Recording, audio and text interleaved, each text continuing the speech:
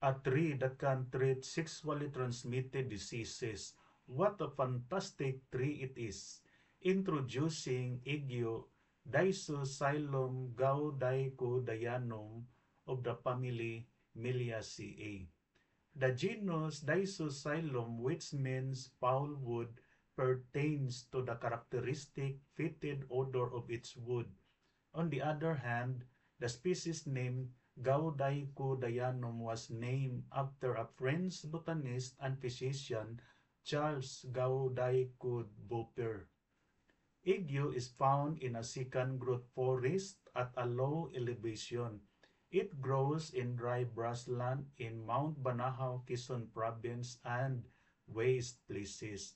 Fair supply is obtainable in Samar, Quezon, Aurora, Negros, and Mindanao provinces. Ague is a large tree growing to 25 meters tall and attaining a diameter of 60 centimeters or more. Balls are long, cylindrical, tapering, eric, but sometimes bent or crooked. Ague is considered a minor timber species and is used for general construction.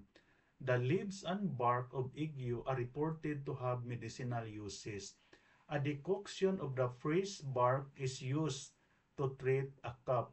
The juice of the bark is applied externally as an astringent dressing.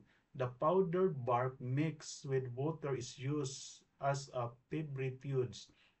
When mixed with wine, it is used as an immunagogue. Leaves and bark treat stiffness, facial distortion in children, lumps under the skin irritation, and sexually transmitted diseases. This is Max. Caring for the environment is not only a choice but a responsibility.